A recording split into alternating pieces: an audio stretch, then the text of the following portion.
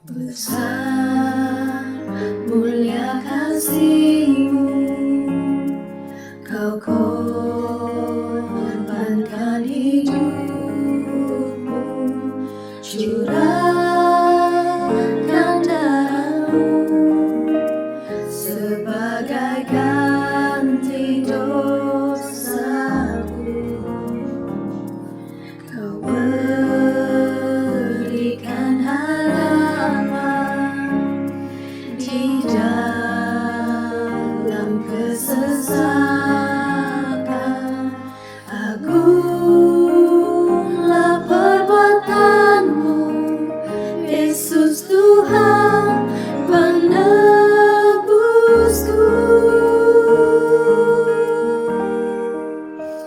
Karena kasih-Mu yang selamatkanku, menyucikan dan menebus hidupku. Ku naikkan syukur buat pengorbanan-Mu, Maha mulia dan terindah Kau, Yesus.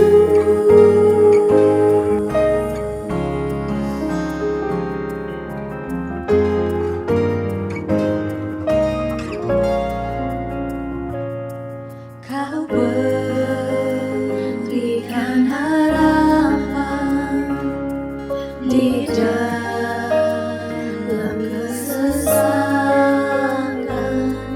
Agunglah perbuatan-Mu, Yesus Tuhan penebusku.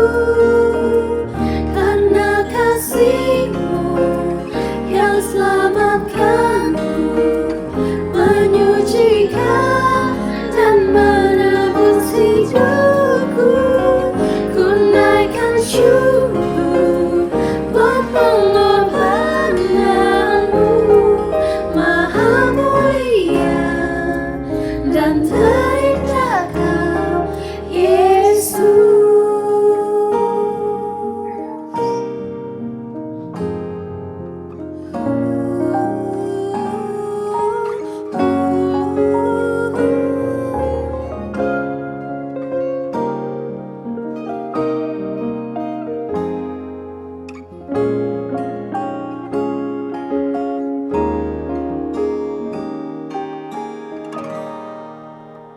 Karena kasih-Mu yang selamatkanku, menyucikan dan menebus hidupku. Naikkan syukur buat pengorbanan-Mu, Maha mulia dan terindah Kau. Karena kasih-Mu yang selamatkanku, menyucikan dan menebus hidupku. Naikkan syukur buat pengorbanan-Mu, Maha mulia dan terindah Kau, Yesus.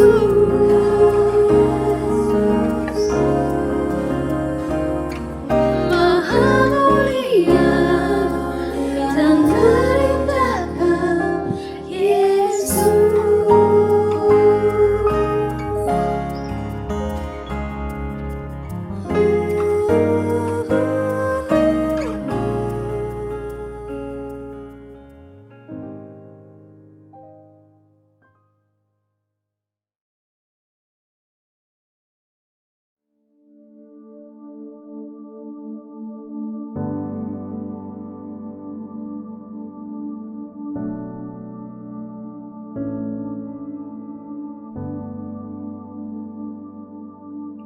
Shalom, apa kabar jemaat GLC? Tuhan Yesus memberkati dan melindungi kita semua. Kita bersyukur kita masih dapat mengadakan ibadah online ini. Mari saudara-saudari, Bapak Ibu yang kekasih di dalam Kristus Yesus, sebelum kita mendengarkan kebenaran firman Tuhan, mari kita dahulukan dengan ucapan syukur terima kasih kita kepada Tuhan kita Yesus Kristus. Dalam keadaan yang tenang, kita mau berdoa bersama-sama ya. Mari kita berdoa. Bapa di surga, di dalam nama Tuhan Yesus, kami bersyukur karena Engkau Tuhan yang baik di dalam kehidupan kami. Kami bersyukur sepanjang hari, sepanjang minggu, Engkau melindungi, memelihara, dan menjaga kami semua. Dimanapun ahli keluarga kami berada, Engkau-lah yang memelihara kami. Pada saat ini kami menyerahkan ibadah online ini ke dalam tangan-Mu Bapa. Dari awal pertengahan akhirnya, biarlah nama Tuhan Yesus saja yang ditinggikan, diagungkan, dan dimuliakan. Berkati firman-Mu, berapi hamba-Mu ini yang Kau pakai menjadi penyambung lidah untuk menyampaikan firman-Mu. Berkati setiap anak-anak Tuhan yang mendengarkan kebenaran firman Tuhan ini. Biarlah kami bertumbuh, berakar, berbuah bagi kerajaan-Mu, dan hidup kami menjadi berkat bagi bangsa-bangsa. Terima kasih Bapa di surga, terpujilah nama-Mu. Di dalam nama Tuhan Yesus kami berdoa, kami bersyukur. Amin. Haleluya. Nah, pada saat ini kita akan mendengarkan kebenaran firman Tuhan yang diambil daripada Injil Yohanes pasal yang ke-8 ayat 1 hingga ayat yang 11. Injil Yohanes pasal yang ke-8 ayat 1 hingga ayat 11. Dan tema firman Tuhan pada hari ini adalah kasih Yesus tanpa syarat. Kasih Yesus tanpa syarat. Haleluya. Nah, kita akan membacakan daripada ayat pertama sampai ayat 11. Tetapi Yesus pergi ke Bukit Zaitun. Pagi-pagi benar Ia berada lagi di bait Allah, dan seluruh rakyat datang kepadanya. Ia duduk dan mengajar mereka. Maka ahli-ahli Taurat dan orang-orang Farisi membawa kepadanya seorang perempuan yang kedapatan berbuat zina. Mereka menempatkan perempuan itu di tengah-tengah, lalu berkata kepada Yesus, "Rabi, perempuan ini tertangkap basah ketika ia sedang berbuat zina. Musa dalam hukum Taurat memerintahkan kita untuk melempari perempuan-perempuan yang demikian. Apakah pendapatmu tentang hal itu?" Mereka mengatakan hal itu untuk mencobai Dia, supaya mereka memperoleh sesuatu untuk menyalahkannya. Tetapi Yesus membungkuk lalu menulis dengan jarinya di tanah.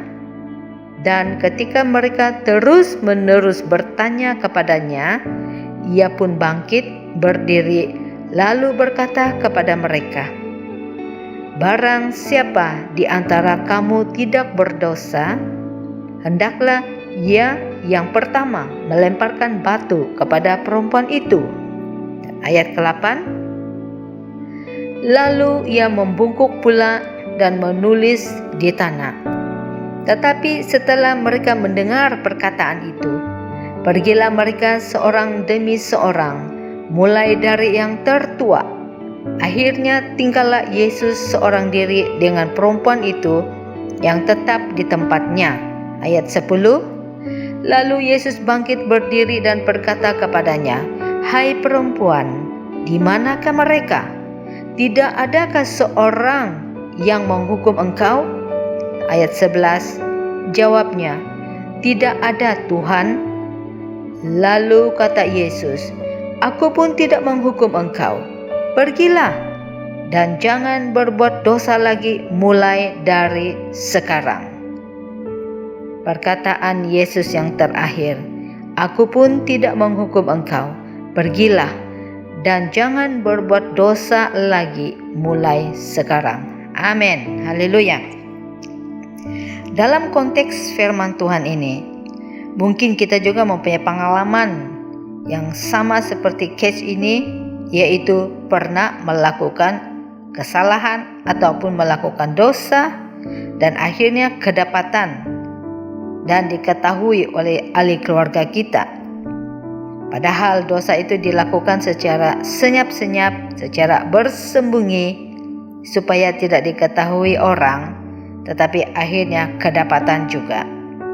Nah, Bagaimana reaksi ketika kita kedapatan melakukan dosa itu? Apakah kita merasa marah atau berpura-pura, berbohong, merasa malu, mengakui dosa itu, atau mengelak? Bagaimana reaksi kita? Kita perlu mempelajari kebenaran firman Tuhan dalam konteks ini. Case seorang wanita atau perempuan yang telah kedapatan ditangkap basah karena melakukan perzinahan. Kebenaran hanya ada di dalam Yesus Kristus, sebab Yesus itulah kebenarannya. Amin. Tapi kita perlu belajar dalam hal ini. Yang pertama, Yesus mengajar kebenaran. Ya, Yesus mengajar kebenaran. Daripada ayat yang pertama tadi, waktu itu adalah perayaan orang Yahudi di kota Yerusalem, yaitu Hari Raya Pondok Daun atau perayaan Tabernakel atau dipanggil Sukkot, yaitu hari raya untuk mengucap syukur hasil tuaian gandum mereka, dan dirayakan selama 7 hari di kota Yerusalem. Ya. Nah, Hari Raya Pondok Daun juga sebagai peringatan bagi bangsa Israel ketika mereka keluar daripada tanah Mesir dan mereka mengembara di padang pasir atau padang gurun selama 40 tahun. Dan Tuhan menjaga memelihara mereka sepanjang mereka mengembara di padang gurun itu. Mereka membuat pondok-pondok ataupun kemah-kemah sementara untuk mereka tinggal atau bermalam, berteduh. Dan sepanjang perjalanan pengembaraan mereka di padang pasir itu, Tuhanlah yang menjaga, memelihara mereka semua. Ya, sebab itu juga mereka merayakan untuk ucapan syukur kepada Tuhan. Di dalam ayat yang pertama dan kedua tadi dikatakan, pada malam hari semua orang pulang ke rumah mereka masing-masing ataupun tempat penginapan masing-masing, karena mereka yang datang di sana orang-orang daripada luar, daripada Yerusalem berdatangan untuk merayakan Hari Raya Pondok Daun. Ya. Nah, tetapi sedangkan Yesus dia pergi keluar kota, yaitu dia pergi ke Bukit Zaitun. Di luar kota, di tempat yang sunyi. Ya, tetapi pada pagi-pagi benar ia berada lagi di Bait Allah dan seluruh rakyat datang kepadanya. Ia duduk dan mengajar. Pada keesokan harinya, awal pagi, Yesus sudah berada di Bait Allah dan rakyat ataupun orang ramai pun datang, ya, untuk mendengar pengajaran atau khotbah Tuhan Yesus di Bait Allah. Ternyata Yesus adalah pengkhotbah atau pengajar yang sangat tekun. Meskipun dia sudah mengajar pada hari sebelumnya, tentu letih, ya. Namun awal pagi benar Yesus masih datang ke Bait Allah itu untuk memberitakan Injil Kerajaan Allah terhadap orang ramai yang ada di kota Yerusalem itu. Tuhan Yesus manfaatkan hari dan waktu yang ada untuk mengajar kebenaran di Bait Allah, tempat orang ramai berkumpul. Di sanalah Yesus duduk mengajar seperti orang yang berkuasa. Kerinduan Yesus adalah menyelamatkan jiwa-jiwa yang terhilang, supaya mereka mendengarkan berita kerajaan Allah yang diajar oleh Tuhan Yesus. Apabila mereka percaya, mereka diselamatkan. Inilah kerinduan Tuhan Yesus, biar itu juga menjadi kerinduan bagi kita untuk memberitakan kebenaran kepada bangsa-bangsa, ya. Juga dikatakan para pemimpin agama datang untuk mendengar pengajaran Tuhan Yesus, meskipun mereka tidak suka, tidak senang dengan pengajaran Tuhan Yesus. Sebenarnya mereka tidak menerima. Mereka juga datang mendengar apa yang diajarkan oleh Tuhan Yesus di Bait Allah di Yerusalem, ya. Sebab itu apapun reaksi mereka, Yesus tetap mengajar kebenaran firman Tuhan tanpa memilih orang dan tidak memperdulikan apakah reaksi mereka. Sebab itu Alkitab mengatakan, beritakanlah Injil, siap sedialah, baik atau tidak baik waktunya. Peranan kita sebagai orang yang percaya, kita harus bersaksi dan memberitakan Injil Kerajaan Allah kepada setiap orang, khususnya ahli keluarga, saudara mara kita, bangsa kita, dan bangsa-bangsa yang lain. Baik atau tidak baik keadaannya masa kini, kita tidak memilih. Kita tidak perlu menunggu keadaan yang semuanya aman damai. Tetapi apapun situasi keadaan, kita tetap memberitakan Injil Kerajaan Allah seperti yang Yesus lakukan, ya. Sebab itu, meskipun ada ramai orang yang percaya kepada pengajaran Tuhan Yesus, namun ramai juga orang yang tidak percaya. Mereka menolak, mereka mengkritik, menghina Yesus, bahkan mereka berusaha mempersalahkan Yesus dan pengajarannya. Namun dalam kasih dan ketegasan, Yesus tetap setia memberitakan Injil Kerajaan Allah. Karena kasih Yesus tidak terbatas. Kasih Yesus tanpa syarat. Meskipun Yesus ditolak, dibenci, dihina, dituduh di muka umum secara publik, ya, tetapi Yesus tetap memberitakan Injil Kerajaan Allah. Bab itu, bagaimana dengan kita, orang-orang yang sudah diselamatkan oleh kematian Yesus di atas kayu salib? Marilah kita relakan diri kita, penuh kasih, memberitakan Injil Kerajaan Allah, mengajar kebenaran kepada semua orang, semua bangsa, sebab Allah mengasihi orang-orang berdosa dan kasih Allah tanpa syarat untuk dapat diselamatkan dan dipulihkan. Sebab itu, ada banyak gereja-gereja masa kini meletakkan syarat-syarat tertentu untuk mereka melayani dan memberitakan Injil kepada orang lain. Syarat-syarat dari ideologi pendeta mereka sendiri. Saudara-saudari, Bapak Ibu yang kekasih di dalam Kristus Yesus, janganlah kita meminta pembalasan dan hormat dan pujian bagi orang yang pernah kita tolong atau kita bantu. Karena itu adalah pelayanan, dan kita tidak perlu meminta pembalasan, meminta penghormatan daripada orang lain. Itu adalah tanggung jawab bagi setiap orang yang sudah diselamatkan. Jangan mencari keuntungan daripada orang lain. Amin.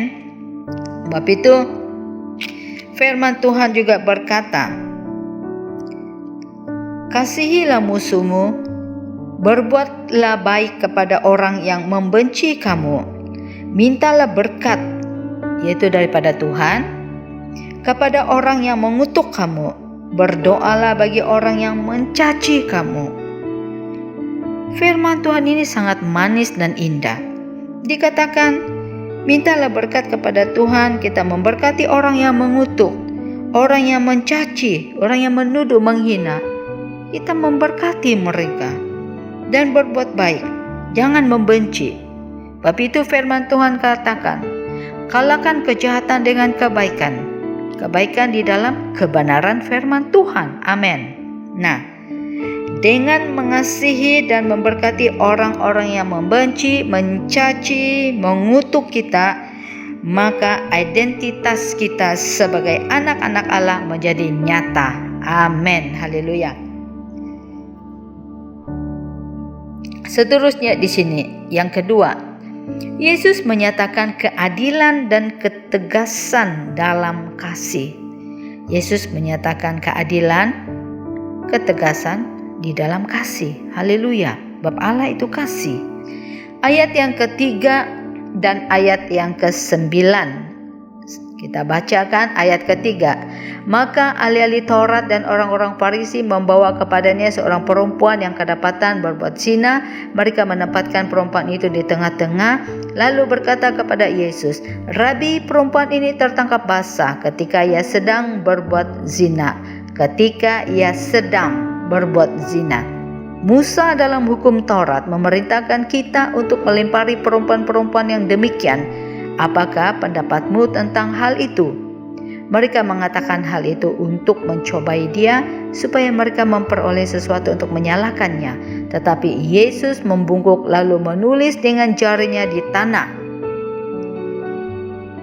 Ini dikatakan oleh Tuhan Yesus, dan ketika mereka terus-menerus bertanya kepadanya, ia pun bangkit berdiri lalu berkata kepada mereka, "Barang siapa di antara kamu tidak berdosa, hendaklah ia yang pertama melemparkan batu kepada perempuan itu." Lalu ia membungkuk pula dan menulis di tanah. Saudara-saudari, Bapak Ibu yang kekasih di dalam Kristus, ahli-ahli Taurat dan orang-orang Farisi membawa seorang perempuan yang kedapatan atau tertangkap basah sedang melakukan zina. Ketika Yesus sedang mengajar di Bait Allah di kota Yerusalem, ramai orang yang datang dan mendengarkan pengajaran Tuhan Yesus. Mereka sangat suka mendengarkan. Dan tiba-tiba datanglah ahli Taurat dan orang-orang Farisi. Mereka membawa seorang perempuan yang tertangkap basah ketika dia sedang berbuat zina. Mereka meletakkan wanita itu atau perempuan di tengah-tengah tempat orang di Bait Allah itu, supaya orang ramai dapat melihat dengan jelas perempuan yang berbuat dosa itu.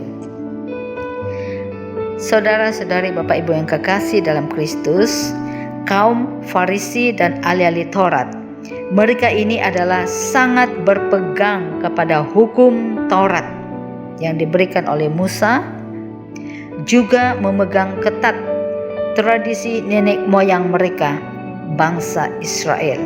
Dan mereka ini adalah orang-orang yang mahir dalam hukum-hukum Taurat, yaitu agama Yahudi.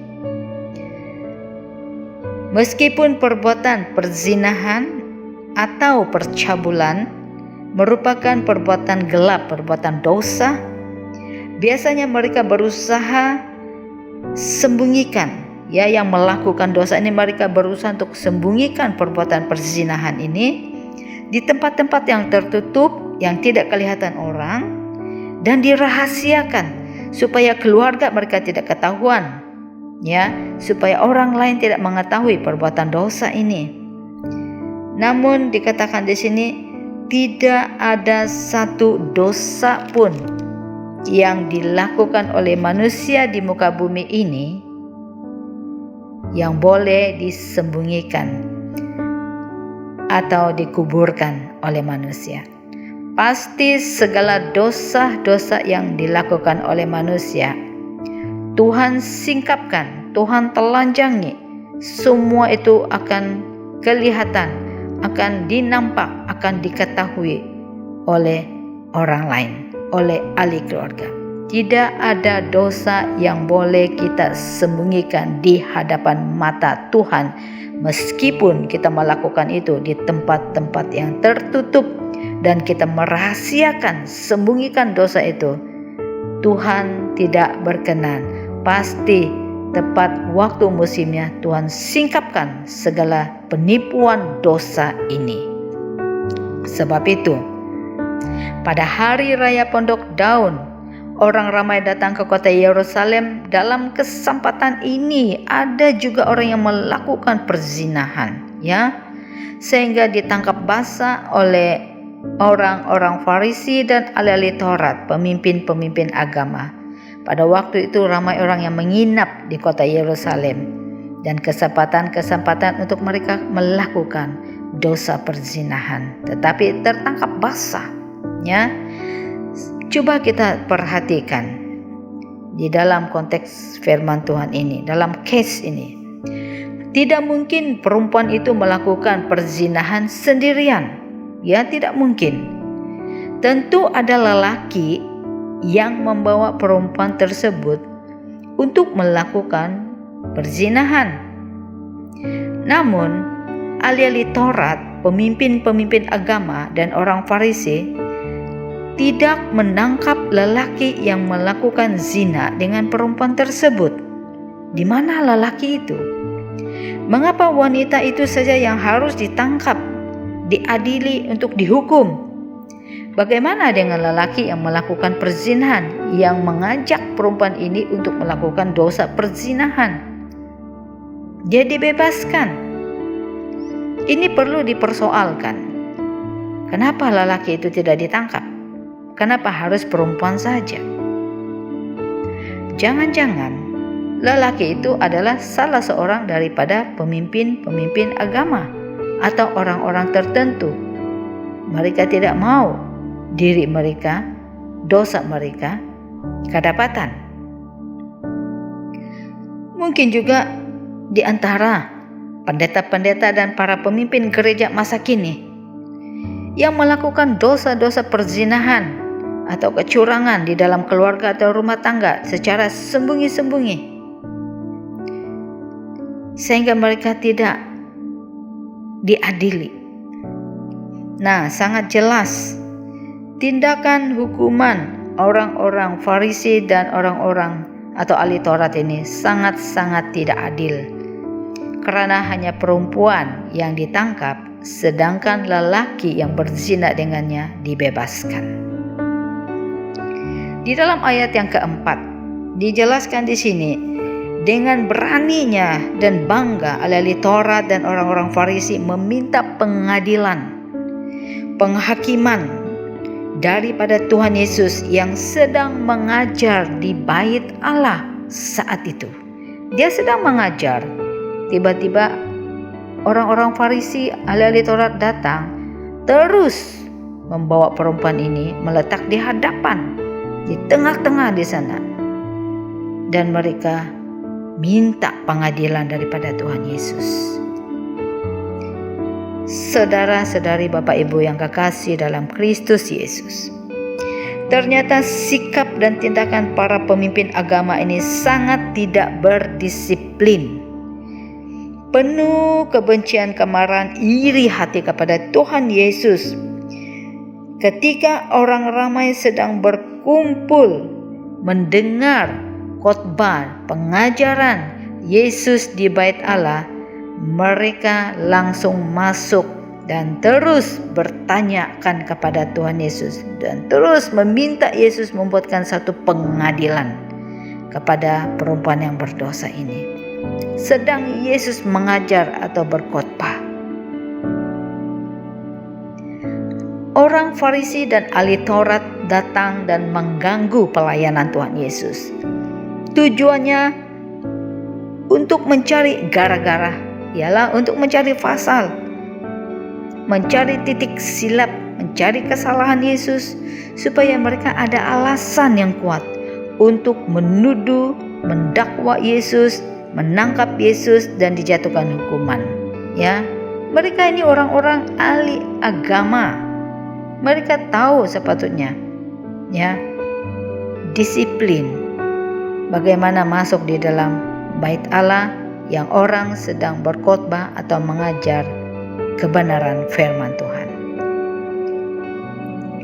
Sebagai hamba Tuhan, kita diingatkan semua umat Tuhan dari gereja manapun, mari kita jauhi sikap, attitude, karakter yang suka mencari-cari kekurangan orang lain, yang suka mencari kesilapan dan mempermalukan orang lain, melemparkan tuduhan-tuduhan, menghina dan memfitnah orang lain, apalagi gereja ataupun jemaat yang lain.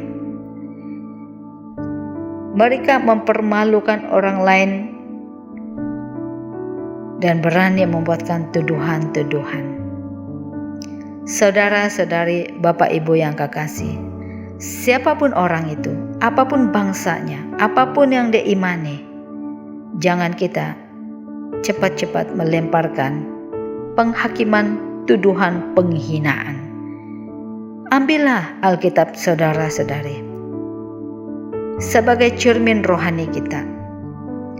Kita ambil Alkitab menjadi cermin diri kita sendiri, karena Alkitab akan menyingkapkan siapa diri kita. Alkitab akan menyingkapkan segala dosa dan kemunafikan diri kita sendiri sebelum kita melemparkan tuduhan fitnah kepada orang lain. Ya, apalagi mengkhotbahkan kelemahan dan juga kesilapan orang lain di dalam gereja, mempermalukan orang lain. Kita harus mengkhotbahkan, mengajarkan kebenaran firman Allah, bukan mengkutuk, menghina orang lain di hadapan sidang jemaat. Alkitab mencatatkan, janganlah kamu menghakimi supaya kamu tidak dihakimi. Karena dengan penghakiman yang kamu pakai untuk menghakimi, kamu akan dihakimi, dan ukuran yang kamu pakai untuk mengukur akan diukurkan kepadamu. Amin. Ini yang Yesus ajarkan di dalam Injil Matius pasal yang ke-7 ayat 1 hingga yang ke-2. Jangan menghakimi sesuka hati kita, ya. Kita doalah kepada orang itu dan kita memberkati meskipun orang itu melakukan dosa. Jumpa orang yang melakukan dosa itu 4 mata. Tegur, nasihatkan, disiplin, dan doakan dia. Bukan diheboh-hebohkan melalui khotbah, pengajaran. Itu bukan berita Injil, itu berita penghinaan. Ya, kita jangan melakukan itu, apalagi para hamba Tuhan. Sehingga di dalam kitab Roma juga pasal 14 ayat 4 juga mengatakan, siapakah kamu sehingga kamu menghakimi hamba orang lain? Siapa kita sampai kita berani menghakimi orang lain? Karena penghakiman itu adalah hak dan miliknya Tuhan Yesus saja. Amin. Adalah sangat baik berjumpa dengan orang itu dan menegur, memberikan nasihat dan berdoa, ya. Perkataan orang Farisi dan ahli Taurat sepertinya baik dan menghormati Yesus. Ketika mereka berjumpa dengan Tuhan Yesus, mereka berkata, Rabi atau Guru. Perempuan ini tertangkap basah ketika dia sedang berbuat dosa. Di sini mereka menyebut atau memanggil Yesus sebagai Rabi atau Guru. Sehari sebelum hari itu, mereka menyebut Yesus sebagai penipu. Jadi ini jelas kemunafikan, kebusukan hati orang ini, ya. Seharusnya memang perbuatan dosa harus diakui dan diadili, ditegur dan dinasihatkan dengan tegas supaya si pelaku dosa sadar, bertobat dan tidak mengulangi dosa itu lagi, ya. Namun dalam konteks ini motif mereka, yaitu ahli Taurat dan orang Farisi, adalah untuk mau merangkap atau perangkap Yesus. Mereka mengganggu Yesus yang sedang melayani, sedang berkhotbah. Mereka mau mencoba Yesus. Mereka mau mencari-cari kesilapan untuk mengadili, untuk menuduh dan mendakwa Yesus, ya, supaya Yesus dijatuhkan hukuman. Di dalam ayat yang ke-6, mereka mengatakan hal itu untuk mencobai dia supaya mereka memperolehi sesuatu untuk menyalahkan dia. Ini yang mereka mau. Apakah kita juga begitu? Suka mencari-cari kesalahan orang lain, ya? Kemudian diheboh-hebohkan. Seandainya Yesus meneguhkan penghakiman menurut hukum Taurat itu, menurut apa yang mereka mau, yakni si penzina haruslah dilempari batu sampai mati, dan membiarkan orang-orang Farisi dan ahli Taurat melaksanakannya, maka mereka akan menuduh Yesus tidak seiring dengan ajarannya sendiri yang mengasihi orang berdosa, yang menerima para pemungut cukai, dan mengasihi perempuan-perempuan sundal. Ini bertantangan, ya. Kalau Yesus katakan lempar saja dengan batu, Yesus akan dikecam dan dianggap tidak sepadan dengan dirinya sebagai sifat Mesias yang penuh kasih, lemah lembut, membawa keselamatan, dan memberitakan tahun Yobel, tahun pembebasan dan kemerdekaan dari ikatan dosa bagi orang yang berdosa. Tidak sepadan kalau Yesus katakan, ya lempar saja dengan batu sampai mati. Nah, para pemimpin agama boleh mendakwa Yesus di hadapan gubernur Romawi, pemerintah masa itu, bahwa Yesus yang membenarkan orang-orang Yahudi menjalankan hukuman mati ke atas perempuan itu, padahal kerajaan Romawi yang berhak atas penghukuman karena mereka memegang lembaga pengadilan dan mereka mau mencari-cari kesalahan Tuhan Yesus, ya. Sebaliknya, jikalau Yesus membenarkan dan membebaskan perempuan itu, tidak melemparkan dengan batu, maka orang-orang Farisi dan ahli-ahli Taurat akan menganggap bahwa Yesus adalah musuh bagi hukum Musa dan mau merampas kuasa untuk mengubah hukum Taurat. Tuduhan lagi, ya. Nah, tuduhan kuat bahwa Yesus datang untuk meniadakan hukum Taurat atau kitab para nabi. Ini akan dilemparkan kepada Yesus jika Yesus tidak membenarkan mereka melempari batu kepada perempuan itu. Dan Yesus akan dituduh lagi sebagai sahabat orang-orang berdosa dan orang yang menyokong perbuatan dosa perzinahan itu, karena tidak mengambil tindakan untuk menghukum melempari batu, ya. Yesus akan dituduh juga sebagai pelindung para penjahat. Maka Yesus melakukan penghinaan yang paling menyakitkan bagi orang-orang yang mengakui mentaati dan hidup di dalam kekudusan di dalam pekerjaan nabi. Artinya Yesus menghina orang-orang yang mentaati di dalam pekerjaan nabi atau hukum Taurat kalau dia tidak membenarkan mereka melempari batu atas perempuan tersebut. Jadi, saudara-saudari, Bapak Ibu yang kekasih di dalam Kristus, kini Yesus berada dijepit oleh tuduhan dan perangkap yang sangat licik daripada para pemimpin agama untuk menjerat dia. Ayat yang ke-7, tetapi Yesus membungkuk lalu menulis dengan jarinya di tanah, seolah-olah Yesus tidak mendengar dan tidak menghirau apa yang berlaku, apa yang mereka katakan. Yesus hanya fokus jarinya menulis di tanah. Ada yang beranggapan Yesus menulis nama-nama orang yang jahat di dalam debu. Bumi mendakwa, mengadili bumi, tetapi penghakiman adalah hak Yesus Kristus. Dalam case ini, Tuhan mengajar kita, janganlah cepat-cepat bibir kita melempari tuduhan-tuduhan atau fitnah, lalu dengan cepat-cepat sekali bertindak untuk menjatuhkan hukuman terhadap seseorang yang telah melakukan dosa atau kesilapan. Ketika kita dipanas-panaskan, ya, oleh tuduhan-tuduhan dan dihina, dipermalukan, kita haruslah berhenti sejenak, selah, itu berhenti sejenak untuk memikirkan segala kebaikan Tuhan, menikmati kasih Tuhan dalam jiwa kita, dalam emosi kita. Lalu kita mempertimbangkan segala sesuatu sebelum kita memberi respon, sebelum kita menjawab, sebelum kita memberikan tanggapan, sebelum kita bertindak. Ya, kita harus selah, berhenti sejenak, mempertimbangkan. Karena dikatakan firman Tuhan, hati orang benar menimbang-nimbang jawabannya, sebab keputusan yang salah akan membawa impak yang besar seumur hidup.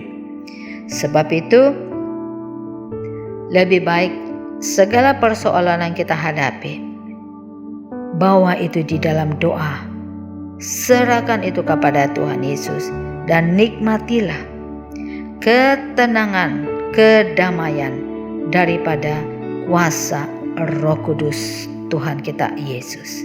Tuhan itu baik. Jangan cepat-cepat mengeluarkan bibir, perkataan di bibir dengan tuduhan, mempermalukan, dan juga membuatkan fitnah. Ya, sebelum kita mengambilkan tindakan, pertimbangkan itu, bawa di dalam doa. Sebab itu di dalam ayat yang ke-7 dan juga ke-9, memandangkan Yesus membungkuk dan terus menulis ke tanah dengan jarinya, ahli-ahli Taurat dan juga orang Farisi terus menerus bertanya soalan yang sama kepada Yesus. Mereka mau Yesus menjawab dan mengambilkan satu tindakan. Ia pun bangkit berdiri lalu berkata kepada mereka. Kita perhatikan perkataan Yesus ayat yang ke-7. Barang siapa di antara kamu tidak berdosa, hendaklah ia yang pertama melemparkan batu kepada perempuan itu. Siapa yang tidak berdosa? Beranikah kita mengatakan, walaupun sebagai seorang hamba Tuhan yang memang sangat hebat dalam khotbah penginjilan pelayanan, siapa kita berani berkata, saya tidak berdosa? Lalu Yesus membungkuk pula dan menulis di tanah. Yesus menghindari perangkap yang mereka telah pasang. Yesus tidak meremehkan hukum Taurat masa yang sama juga. Dia tidak mendorong orang mereka terlalu cepat menghakimi orang lain. Dan saat yang sama juga Yesus tidak menyakiti hati mereka. Ya, jaring yang mereka pasang, perangkap yang mereka pasang, tebarkan untuk menjerat kaki mereka sendiri. Tujuan mereka untuk mendakwa Yesus. Ternyata mereka sendiri dipaksa untuk mendakwa diri mereka sendiri. Sebab itulah orang yang suka mengambil tindakan menuduh, memfitnah, menghina, sebenarnya mereka memperangkap atas diri mereka sendiri. Ya, Kristus mengakui si terdakwa atau orang yang telah dituduh melakukan dosa, memang melakukan dosa, memang dihukum. Yesus minta mereka untuk mendengarkan suara hati nurani mereka sendiri. Apakah diri mereka layak dan berhak menghakimi dan menghukum seseorang, sedangkan diri mereka sendiri adalah orang yang berdosa? Bagaimana dengan saudara dan saya? Buang sikap yang suka menghakimi, menuduh dan memfitnah, apalagi mengkhotbahkan keburukan, kelemahan, kegagalan orang di depan sidang jemaat. Bertobat, saudara, jangan melakukan hal itu. Mereka berusaha menjerat Yesus, sebaliknya Yesus meyakinkan mereka dosa-dosa mereka sendiri harus bertobat dan bukan menghukum orang. Perkataan Yesus, barang siapa di antara kamu tidak berdosa. Jangan gunakan peluang atau perkataan ini untuk tidak menghukum orang-orang dalam gereja yang melakukan dosa, yang tidak dan memandang remeh terhadap dosa yang dilakukan oleh orang-orang yang sudah mengenal kebenaran. Itu harus, ya. Namun Tuhan masih memberikan kesempatan bagi orang-orang yang belum mengenal kebenaran untuk bertobat, percaya kepada Yesus dan memperoleh keselamatan. Yang terakhir ayat 10 dan ke-11.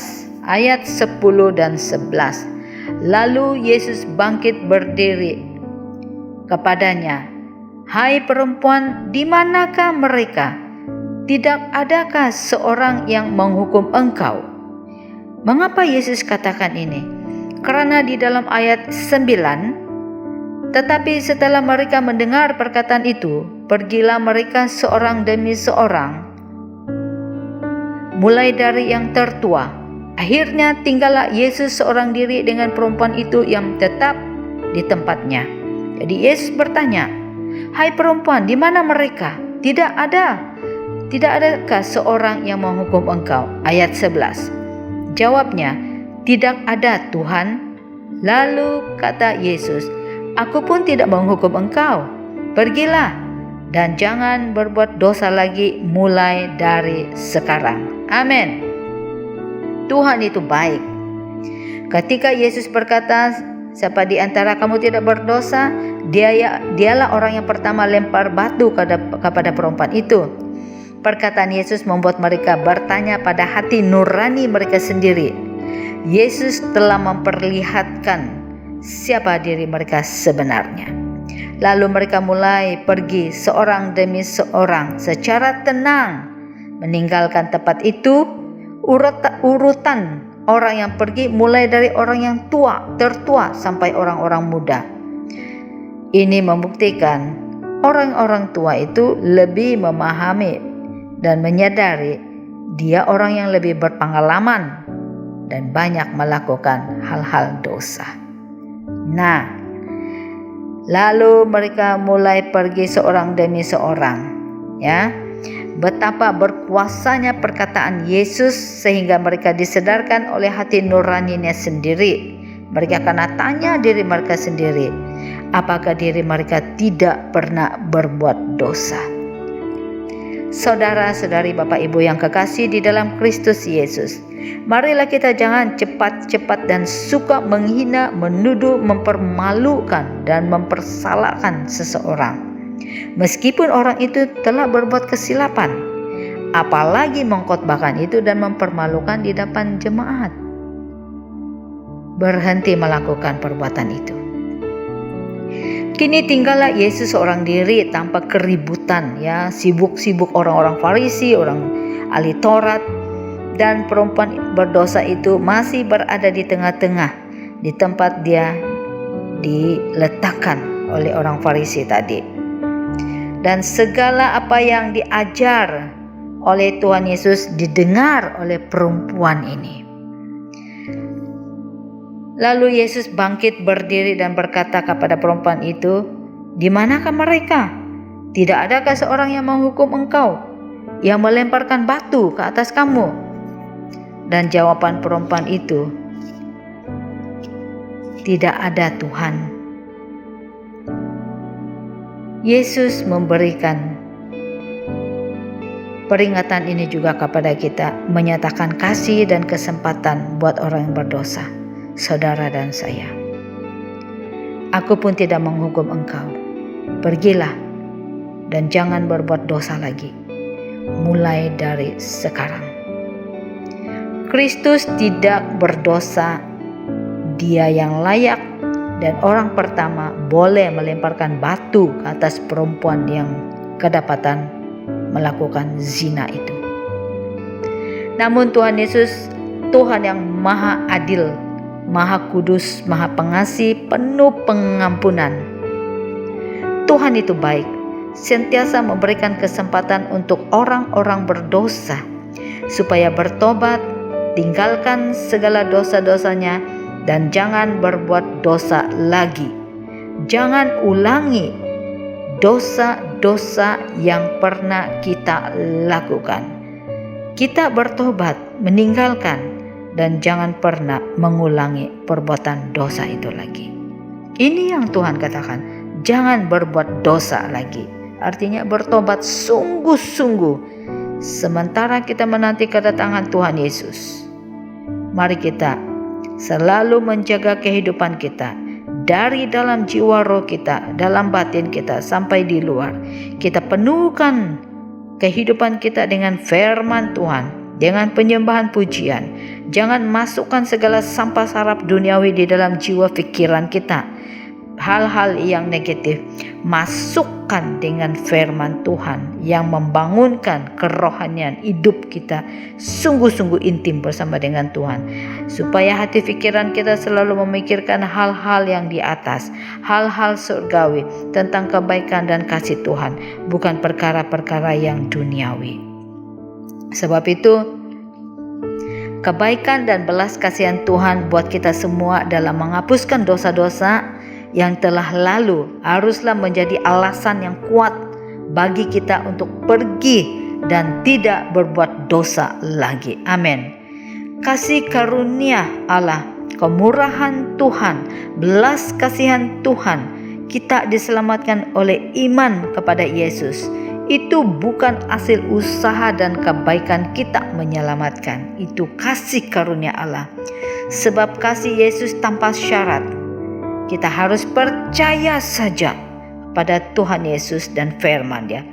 Kita semua orang berdosa. Kita dibenarkan bukan karena perbuatan baik kita, bukan karena pelayanan kebajikan yang kita lakukan. Kita pergi, kita dibebaskan daripada belenggu dosa oleh kasih anugerah Allah, dan jangan berbuat dosa lagi. Amin. Sebab itu Tuhan itu Tuhan yang baik. Kasih Yesus adalah kasih yang tidak punya syarat.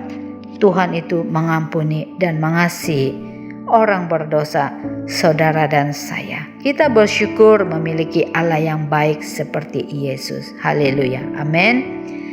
Tuhan Yesus memberkati. Mari pada saat ini kita mau berdoa. Bapa di surga, dalam nama Tuhan Yesus kami bersyukur buat kebenaran firman Tuhan ini, di mana kasih Tuhan adalah kasih tanpa syarat, kasih yang mengampuni kami orang yang berdosa. Kami diperlayakan karena anugerah-Mu Tuhan, karena kuasa darah Yesus segala dosa pelanggaran kami disucikan, dibasuh. Terima kasih Bapa. Tanamkanlah firman Tuhan ini, dipahatkan dalam loh hati kami, dalam jiwa pikiran kami. Walau dimanapun kami berada, kami sentiasa merenungkan kebaikan-kebaikan Tuhan, firman Tuhan ini.